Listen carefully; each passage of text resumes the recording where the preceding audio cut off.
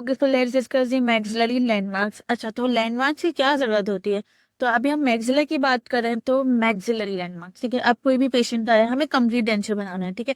Complete denture के लिए we should know the landmarks. अगर लैंडमार्क्स पता नहीं होंगे, हमें पता नहीं होगा कौन सा प्राइमरी स्ट्रेस बेरिंग एरिया है, कौन सा सेकेंडरी स्ट्रेस बेरिंग एरिया है, कहाँ पे लोड आना है, किसको रिलीव करना है, तो it is very important we should know the landmarks. Okay, so the routine denture should follow the two basic rule, ठीक है। नंबर वन होता है इट्स मैक्सिमम कवरेज, ठीक है। अब जो हम डेंचर देंगे उसको मैक्सिमम कवर करना है एरिया को, ताकि हमारे पे अच्छी रिटेंशन हो, सपोर्ट हो और स्टेबिलिटी हो। और दूसरा, it should be maintain the harmony with the oral tissue, ठीक है, both supporting structure and the limiting structure. And the last point is कि एक पॉइंट है कि tissue on which denture rest, इसको हम लोग बोलते हैं denture foundation. Okay, so this is a maxillary cast, ठीक है। अब मैक्सिलरी कास्ट, अब सबसे पहले जो यहाँ पे एक बल्ज आता है स्मॉल सा, जब कास्ट के ऊपर हम लोग देखेंगे तो ये जो बल्ज होता है उसको बोलते हैं इंसिसिव पैपिला, ठीक है। यहाँ पे हमारे पास इंसिसिव फोरामेन होते हैं और यहाँ इंसाइसिव, यहाँ पे नर्व्स और वेसल पास कर रही होती हैं, ठीक है। अब ये जो इंसिसिव फोरामेन के ऊपर जो एक एरिया होता है इसको बोलते हैं लेबियल फ्रेनम, क्योंकि टूवर्ड्स द लिप्स होते हैं, ठीक है। लेबियल फ्रेनम से हम लोग पास करें, यहाँ पे एक ग्रूव या सल्कस बना होता है, दैट इज लेबियल सल्कस, ठीक है। लेबियल सर्कल्स के पास एक जो चीज आती है इट इज बकल फिनम, ठीक है। ये बकल फिनम है क्योंकि टूवर्ड्स द चीक होगा, और बकल फिनम का फिर कंटिन्यू होता है ये बकल सर्कस, ठीक है। अब कास को हमने हाफ में डिवाइड करते हैं, तो ये जो हाफ डिवाइड होते हैं यहाँ पे एक होता है मिड मिड पैलेटाइन रैफ्ट, ठीक है। इट शुड भी इसको रिलीव करना होता है, ठीक है। अब मिड पैलेटाइन की साइड में जो होता है ये रुगाई एरिया। अब रुगाई एरिया हम लोग अपनी टंग से भी फील कर सकते हैं, क्योंकि ये डिप्रेशन होते हैं, एलिवेशन होती है। अब रुगाई एरिया के बाद ये जो पूरा जो मैक्सिलरी कास्ट को ये कवर करी, दैट इज कॉल्ड रिज, तो इसको बोलते हैं क्रेस्ट ऑफ एल्वुलर रिज, ठीक है। अब रिज के ऊपर जो होता है दो स्मॉल बल्ज होते हैं, इसको बोलते हैं हम लोग ट्यूबरोसिटी, ठीक है। It's a maxillary tuberosity. और इसके जो पीछे होता है वो होता है हेमुलर नॉच, ठीक है। अब जो होता है सबसे लास्ट जो मैक्सिलर की वो होती है स्पेस, उसमें होता है हमारे पास एंटीरियर वाइब्रेटिंग लाइन और पोस्टीरियर वाइब्रेटिंग लाइन। तो ये जो बो शेप्ड है आगे, ये है एंटीरियर वाइब्रेटिंग लाइन।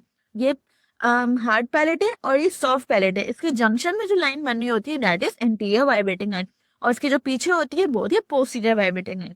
और उसके ऊपर ये दो स्मॉल डॉट्स होते हैं, इसको बोलते हैं फोविया पैलेटेनी, और ये हो गया पोस्टीरियर पैलेट, सही है। अब हमारे पास सपोर्टिंग स्ट्रक्चर्स होते हैं, ये सारे सपोर्टिंग स्ट्रक्चर की लिस्ट है। और स्ट्रेस बेरिंग एरिया, तो स्ट्रेस बेरिंग एरिया दो होते हैं, तो प्राइमरी स्ट्रेस बेरिंग एरिया और दूसरा secondary stress bearing area. Primary stress bearing area मतलब है यहाँ पे पूरा मेन सपोर्ट यहाँ पे आ रहा होगा, क्योंकि वो बहुत ज्यादा स्ट्रांग होगा। और जो सेकेंडरी स्ट्रेस बेरिंग एरिया होगा, हालांकि वो भी स्ट्रेस बेयर कर रहा है लेकिन वो इतना अच्छा नहीं करता, तो it is a supplementary support. तो इसके नाम पता होने चाहिए। तो primary is hard palate, posterolateral super residual alveolar ridge, and the secondary is rugae, maxillary tuberosity and alveolar tubercle. Anatomy of the supporting structure, इसमें आते हैं सबसे पहले सॉफ्ट टिश्यू। अब हमें पता है जो डेंचर होता है वो सॉफ्ट टिश्यू के ऊपर बैठता है, और सॉफ्ट टिश्यू के अंदर क्या होती है, अंडरलाइंग बोन होती है। तो सॉफ्ट टिश्यू क्या करता है, it act as cushion between the hard denture base and the underlying bone, ठीक है। अब या फिर वो थिक हो सकता है, सम एरिया में थिन हो सकता है। जो थिक होता है जैसे कि हमारे पास हार्ड पैलेट और रिच क्रस्ट, और जो लूजली अटैच होता है उसके अंदर सल्कस का एरिया हो जाएगा, ठीक है। अब नंबर सेकेंड इज बोन, ठीक है। ऑल्थो हमें पता है डेंचर जो होता है वो सॉफ्ट टिश्यू में रेस्ट करता है, लेकिन जो एक्चुअल सपोर्ट, जो मेन सपोर्ट आती है वो अंडरलाइंग बोन से आती है। मैक्सिला में वो मैक्सिलरी बोन होती है एंड पैलेटाइन बोन, लेकिन जो मैंडिबल में होती है ना वो होती है मैंडिबुलर एल्वुलर बोन।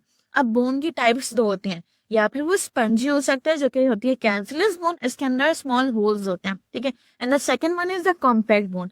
अब स्पंजी बोन जो होती है it's very important to learn कि स्पंजी बोन कहाँ होती है, found in the crest of the mandibular ridge. तो मैंडिबुलर रिज की बात आई थी, वो स्पंजी बोन होती है, वो लेस सपोर्टिव होती है, ठीक है। एंड देन अगर कॉम्पैक्ट बोन की बात होगी तो वो कहाँ पे होती है, maxillary residual ridge is very important, ठीक है। And it provides a better support, obviously compact होगी तो वहां पे सपोर्ट भी अच्छी होगी। Then oral mucosa, oral mucosa भी तीन में डिवाइड करता है, जैसे masticatory mucosa, lining mucosa and specialised mucosa. अब मैस्टिकेटरी म्यूकोजा मैस्टिकेशन में बहुत ज्यादा हेल्प करता है, तो इसको कैसा होना चाहिए हमें, हार्ड। तो फर्म होता है या कैरेटनाइज होता है, तो कहाँ पे होता है, it covers the ridge crest and the hard palate, ठीक है। और वो लोड को विथस्टैंड करता है। Then lining mucosa, lining mucosa जो होता है वो सल्कस एरिया में होता है and it is thin and loosely attach, और वो नॉन कैरेटनाइज होता है। And then the specialised mucosa it present on the tongue, ठीक है। अब इस पिक्चर में जैसे कि ये अटैच मैस्टिकेटिव म्यूकोजा कहाँ पे है, ये एल्वुलर रिज में, ठीक है। और ये लूजली अटैच म्यूकोजा कहाँ पे है? ये सल्कस में। ओके, सो रेजिडुअल एल्वुलर रिज, ठीक है, ये जो रिज जा रही है इट इज उसको बोलते हैं हम लोग residual alveolar ridge. It is a primary stress bearing area in the maxilla, ठीक है। इसके अंदर कौन सी बोन थी हमने पढ़ी थी? कॉम्पैक्ट बोन, ठीक है। और कवर किससे होता है? फिब्रस कनेक्टिव टिश्यू से। और इसके अंदर ना ये बहुत अच्छा सपोर्ट दे रही होती है, और जब इम्प्रेशन ले रहे होते हैं हम लोग तो उसमें ज्यादा स्ट्रेस दे सकते हैं। देन द रोगा एरिया, रोगा एरिया हमने पढ़ा था, ये यहाँ इस साइड पे होता है रोगा एरिया, ठीक है। It is a secondary stress bearing area, ठीक है। ये कहाँ पे होता है? Anterior part of the heart palate, जहाँ हार्ट पैलेट स्टार्ट होता है उसके एंटीरियरली ये हमारे पास प्रेजेंट होता है। It is made up of keratinised fibrous connective tissue, ठीक है। हमने इसको रिकॉर्ड करना है इम्प्रेशन में, लेकिन सिर्फ प्रेशर नहीं डालना। अगर प्रेशर डाला हो वो डिस्टॉर्ट हो गया तो वो डेंचर को अनसीड करवा सकते हैं, ठीक है। डेंचर की रिटेंशन नहीं होगी, ठीक है। ये सेकेंडरी स्ट्रेस बेरिंग एरिया है क्योंकि it mainly resist forward movement of the denture, ठीक है। फॉरवर्ड मूवमेंट ऑफ डेंचर से प्रोटेक्ट कर रहा होता है, ठीक है, और ये रिटेंशन प्रोवाइड कर रहा होता है।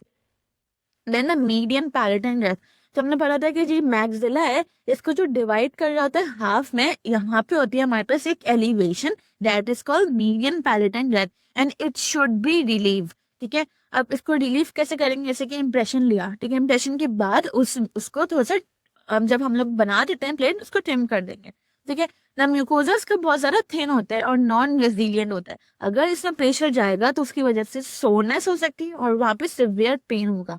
अगर इसको रिलीव नहीं किया तो ये फल्क्रम, क्योंकि ये एलिवेटेड है तो ये फल्क्रम पॉइंट, ऐसा फल्क्रम पॉइंट एक्ट करेगा और वहां पे causing rocking of the denture, तो एक जगह मूव करेगा फिर दूसरी जगह मूव करेगा, तो डेंचर जो होगा वो स्टेबल नहीं होगा। Then the heart palate, heart palate हमने पढ़ा था क्या है? वो प्राइमरी स्ट्रेस बियरिंग एरिया, ठीक है। इसकी एपिथेलियम जो होती है वो केराटिनाइज होती है और इसकी सॉफ्ट टिश्यू थिकनेस कभी थिक हो सकता है कभी थिन होता है, ठीक है। अब ये दो पार्ट में डिवाइड होता है, एक होता है एंटेरोलेटरल पार्ट और दूसरा होता है पोस्टेरोलेटरल पार्ट। जो एंटेरोलेटरल पार्ट होता है उसके अंदर एडिपोज टिश्यूज होते हैं, ठीक है, और वो सेकेंडरी रिटेंटिव एरिया, ठीक है। और ये जो पोस्टेरोलेटरल पीछे के पार्ट होता है उसमें होता है glandular region, is very important, can come in because, ठीक है। अब ये पीछे की से मतलब पीछे की साइड होता है तो उसके अंदर म्यूकस ग्लैंड होते हैं, ठीक है, जो कि कवर कर रहा होता है ब्लड वेसल एंड नर्व्स, और वो कहाँ से आ रहे होते हैं? ग्रेटर पैलेटाइन फोरामेन से, ठीक है। ये भी सेकेंडरी रिटेंटिव एरिया है and should be covered for retention but not compress, ठीक है। अगर कंप्रेशन होगी तो वो इट इंटरफेयर करेगा ग्लैंड फंक्शन, तो ऑब्वियसली ग्लैंड में नसा ना होता है, ठीक है।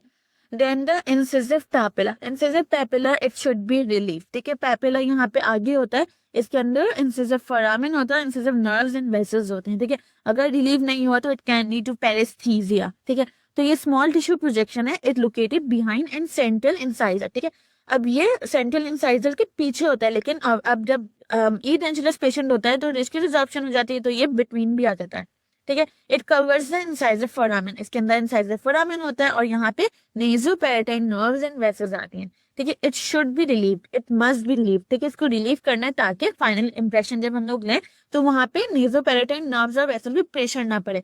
अगर वो बहुत ज्यादा प्रेशर पड़ रहा होगा तो it can lead to paresthesia, pain होगी, बर्निंग सेंसेशन भी हो सकता है और पेशेंट को डिस्कम्फर्ट होगा। Zygomatic process also called the malar process, ठीक है। इट शुड बी रिलीव, ठीक है। ये कहाँ पे होता है? Buccal side of the first molar region पे, इधर इस साइड पे होता है, ठीक है। यहाँ पे वो थिन हो सकता है फिर लूजली अटैच हो सकता है और ये बहुत ज्यादा प्रोमिनेंट होता है ई डेंचुलर क्वेश्चन में, ठीक है। अगर ये बहुत ज्यादा प्रोमिनेंट होगा तो उसको हमें रिलीफ देना है डेंचर से ताकि वहां पे सोनेस ना हो ना ही अल्सरेशन हो, ठीक है, और पेशेंट को डिस्कम्फर्ट भी ना हो। देन द मैक्सिलरी ट्यूबरोसिटी, हमने पढ़ा था कि ये क्या? सेकेंडरी स्ट्रेस बियरिंग एरिया, ये कहाँ पे होती है? ये रिज है, तो रिज के जो मोस्ट पोस्टीरियर साइड पे दो बल्ज होते हैं तो वहां पे ट्यूबरोसिटी एरिया आता है, ठीक है। अब ये बहुत ज्यादा बड़ी भी हो सकती है, कैसे? फॉर एग्जाम्पल अगर मैंडिबुलर टीथ के मोलर्स बहुत जल्दी लॉस हो गए तो इसकी वजह से क्या होगा? मैक्सिलरी टीथ के मोलर्स आगे बढ़ेंगे, नीचे आएंगे, ठीक है। इसकी वजह से क्या होता है? ट्यूबरोसिटी भी बहुत ज्यादा ओवरहैंग हो सकती है, ठीक है। अब ये बहुत ज्यादा होगी तो interfere with the occlusive brain placement, और अगर जब मैक्सिलरी की भी एक्सट्रैक्शन हो जाएगी अभी वो निकल जाएंगे तो ट्यूबरोसिटी इतनी बड़ी है तो इसकी वजह से क्या होगा? इंटर आर्च जो स्पेस होती है वो बहुत कम होती है, तो उसको रिमूव करने, उसको हमें सही करने के लिए हमें ट्यूबरोसिटी को सर्जिकल रिड्यूस भी करना पड़ सकता है, ठीक है। देन द लिमिटिंग स्ट्रक्चर, तो what is mean by the limiting structure, हमें डेंचर को यहाँ तक एक्सटेंड करना है, इससे ज्यादा एक्सटेंड नहीं करना है, तो it is the boundary of the denture. इसमें आते हैं labial frenum, buccal frenum, labial vestibule, buccal vestibule, pterygomaxillary notch, also called hamular notch, fovea palatini and vibrating line. ठीक है, देन लेबियल फिनम, तो लेबियल फिनम क्या होता है, it is basically a fold of mucous membrane. ये कहाँ पे होती है, मिड लाइन। ठीक है, it attack the attaching the inner lip to the labial side of the ridge, तो ये रिज है तो लेबियल साइड और इनर लिप के जो बीच में जो अटैचमेंट होती है तो उसको बोलते हैं लेबियल फिनम। ठीक है, इसमें कोई मसल्स के एक्शन नहीं होता है, लेकिन ये लिप फॉर एग्जाम्पल अगर डेंचर यहाँ से एक्सटेंड हो गया तो लिप मूवमेंट की वजह से डिस्प्लेस भी हो जाता है, तो इसको हमने रिलीफ देना होता है। ठीक है, और जब हम लोग इंप्रेशन लेते हैं तो ये कैसे आता है, as a labial notch impression के अंदर। अगर हमने इसको रिलीव नहीं किया तो ऑब्वियसली इसमें डिसलॉज हो सकता है, या फिर उसके अंदर अल्सरेशन हो सकती है और इरिटेशन भी हो सकता है, और अगर बहुत ज्यादा ये रिज से क्लोज होगा तो हमने इसको फिनेक्टोमी भी करनी पड़ती है ताकि डेंचर लूज ना। देन द बकल फिनम, तो बकल फिनम कहाँ था, ये लेबियल फिनम था, लेबियल सल्कस, तो यहाँ पे जो चीज आ रही है दैट इज बकल फिनम। तो ये फोल्ड ऑफ म्यूकस मेम्ब्रेन होती है ना बकल साइड, तो buccal side is a cheek side पे। ठीक है, शेप की वेरिएशन हो सकती है, अब ये सिंगल फोल्ड हो सकता है, या फिर ये डबल फोल्ड हो सकता है, या फिर फैन शेप हो सकता है। इसके अंदर मसल्स आते हैं, इसमें हमारे पास 3 मसल्स होते हैं, ये होते हैं लिवेटर एंगुलर ऑरिस, यहाँ ये रहा लिवेटर एंगुलर ऑरिस, दूसरा होता है ऑर्बिक्यूलरिस ऑरिस, एंड देन तीसरा जो होता है वो होता है बक्सीनेटर। ठीक है, तो ये स्कल की पिक्चर में हमारे पास यहाँ इस साइड पे समझे फॉर एग्जाम्पल डेंचर की साइड पे यहाँ कहीं ये लेबियल सल्कस होगा और यहाँ पे फिनम अटैच हो रहा होगा। ठीक है, तो अब मसल्स जैसे लिवेटर एंगुलर ऑरिस है, तो ये लिवेटर एंगुलर ऑरिस है, इट अटैच्ड बीनीथ द फिनम। ठीक है, अफेक्ट्स इट, ये फिनम के नीचे है। ठीक है, देन द ऑर्बिकुलरिस ऑरिस, अब ऑर्बिकुलरिस ऑरिस का ये क्या करेगा, ये फ्रेनम को आगे की तरफ पुश करेगा क्योंकि ऑर्बिकुलरिस ऑरिस आगे की तरफ है। ठीक है, और जो बक्सीनेटर है वो क्या पीछे की तरफ पुश कर रहा होगा। ठीक है, क्योंकि ये अब पीछे है। ठीक है, अब जब हम रिकॉर्ड करते हैं इम्प्रेशन तो इसको बकल नॉच पे रिकॉर्ड होगा, जैसे कि लेबियल फिल्म था वो लेबियल नॉच आ रहा था, तो बकल पे ना बकल नॉच आएगा। तो अब जब रिकॉर्ड कर रहे होते हैं इम्प्रेशन में तो पेशेंट को बोलेंगे आप स्माइल करें, आप थोड़ी सी मेस्टिकेशन करें। ठीक है, और अगर ये रिकॉर्ड सही नहीं होगा तो वहां पर डिसलॉजमेंट हो जाएगी डेंचर की। देन लेबियल वेस्टिब्यूल एरिया, तो ये था लेबियल फ्रेनम, ये फ्रेनम के बाद जो जा रहा है that is a labial vestibule, तो ये जो चीज है ये है लेबियल वेस्टिब्यूल। ठीक है, it is a space between the labial frenum, ये लेबियल फ्रेनम और बकल फ्रेनम के बीच में जो स्पेस होता है उसको बोलते हैं वेस्टिब्यूल एरिया। ठीक है, it is a part of valve seal area. ठीक है, it accommodate the labial flange of denture, ये डेंचर बनाया था, ये जो डेंचर का एरिया है इसको बोलते हैं फ्लैंज। ठीक है, और ये वेल्व सील एरिया, तो ये डेंचर को सील कर देता है। ठीक है, अब अगर ये बहुत ज्यादा थिक हो, अगर ये फॉर एग्जाम्पल हमने बहुत थिक बना दिया तो उसकी वजह से क्या लगेगा, हमारे जो लिप्स होंगे बहुत बल्ज टाइप हो रहे होंगे, उठ रहे होंगे, और अगर ये बहुत ज्यादा थिन हो गया तो लिप अनसपोर्टेड लग रहे होंगे। Then the buccal vestibule area, अब ये बकल फ्रेनम है, फ्रेनम के बाद जो एक सल्कस एरिया है उसको बोलते हैं बकल वेस्टिब्यूल एरिया। ठीक है, तो ये द स्पेस प्रेजेंट हेमुलर बकल फ्रेनम, और यहाँ जो हेमुलर नॉच होती है इसके बीच में जो स्पेस होती है उसको बोलते हैं buccal vestibule area. Is a significance, ये भी एक पेरिफेरल सील बना रही होती है और ये बकल फ्लैंज डेंचर का अकोमोडेट कर रही होती है। ठीक है, इसकी जो स्पेस होती है ये अफेक्ट करती है बाय मैसेटा मसल और कोरोनॉइड प्रोसेस, कैसे अभी देखते हैं आगे। Okay, so coronoid process and the masseter muscle, तो कोरोनॉइड प्रोसेस जो होता है पता है मैंडिबल का पार्ट होता है, ये कोरोनॉइड और ये कॉन्डाइलर, ये जहाँ पे कहाँ पे जाके लगता है बकल सल्कस एरिया पे। ठीक है, अब ये कैसे एक्टिवेट होता है, फॉर एग्जाम्पल अगर पेशेंट बहुत ज्यादा मुंह ज्यादा खोल रहा हो या फिर साइड वे मूवमेंट कर रहा है या फॉरवर्ड मूवमेंट कर रहा है, ठीक है, तो ये आके बैठता है मैक्सिलरी की सल्कस एरिया पे, तो जब वो आके बैठता है तो हमारे पास वो सल्कस एरिया जो होता है वो रिड्यूस हो जाता है। अब या फिर डेंचर बहुत ज्यादा थिक हो या फिर एक्सटेंड कर रहा हो तो it can lead to the dislodgement of the denture और डेंचर लूज भी हो सकता है। ठीक है, देन द मैसेटर मसल, तो यहाँ पे इस साइड पे मैसेटर मसल है। ठीक है, ये कैसे एक्टिवेट होता है, जैसे अगर बंदा क्लेंस कर रहा है या फिर च्यू कर रहा है तो ये भी क्या करता है, डिस्टोबकल स्पेस को रिड्यूस कर देता है। जब बाइटिंग प्रेशर बहुत ज्यादा आता है तो डिस्टोबकल स्पेस को रिड्यूस कर देता है और ये भी डिस्टेबलाइज कर सकता है डेंचर को और सोरनेस करवा सकता है। ठीक है, pterygomaxillary also called the hamular notch, तो ये कहाँ पे होता है, तो ये मैक्सिलरी कास्ट है, ये मैक्सिलरी ट्यूबरोसिटी के पीछे होता है, तो lies distal to the maxillary tuberosity and it is a posterior limit of the denture. इसको हम लोग कैसे लोकेट करते हैं, टी बर्निशर ऐसे टी टाइप होता है और इसको हम लोग इधर चला के फिर हमें पता चल जाता है कि यहाँ पे हेमुलर नॉच है। ठीक है, इसकी सिग्निफिकेंस क्या होती है? It is a posterior boundary of the denture base. और अगर इस हेमुलर नॉच के नीचे जो होता है वो टेरिगोमैंडिबुलर रैफ होता है। तो यहाँ हेमुलर नॉच है, इसके नीचे जो हैंग कर रहा होता है वो टेरिगोमैंडिबुलर रैफ है। तो ये कहाँ पे खत्म हो रहा होता है? ये होता है रेट्रोमोलर पैड। तो मैंडिबल के जो रेट्रोमोलर पैड होता है वहां तक ये अटैच हुआ होता है। ठीक है, अगर डेंचर हेमुलर नॉच से ज्यादा एक्सटेंड कर गया तो वो कहाँ पे आ जाएगा? टेरिगोमैंडिबुलर रैफ। ठीक है, तो यहाँ पे आएगा तो एक तो इसके फंक्शन को अफेक्ट करेगा, दूसरा ये इंजर कर सकता है टिश्यू। ठीक है, और ये डिसलॉज भी हो सकता है डेंचर। ठीक है, तो हमें क्या करना है? हेमुलर नॉच तक ही डेंचर को एक्सटेंड करना है।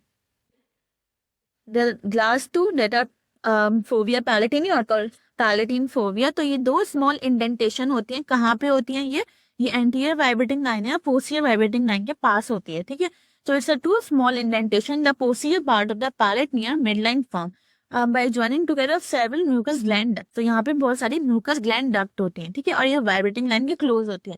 ये इज वेरी इंपॉर्टेंट इसको लोकेट करना, क्योंकि ये posterior border of the denture होते हैं। ठीक है, अब आता है हमारे पास last one is the posterior palatal seal area. तो ये एंटीरियर वाइब्रेटिंग, यहाँ पे एंटीरियर वाइब्रेटिंग लाइन होती है और पोस्टीरियर वाइब्रेटिंग लाइन, इन दोनों के जो बीच में होती है ना, वो होती है हमारे पास पोस्टीरियर पैरेटल सील एरिया। ये डेंचर को सील प्रोवाइड कर रही होती है और ये कैसे होती है? बो शेप होती है। सही है। Okay, that's it for maxillary landmarks. So if you like this video helpful, so please like, subscribe, and share with your friends. And please share with your friends. And please press the bell icon so you never miss an update. Thank you.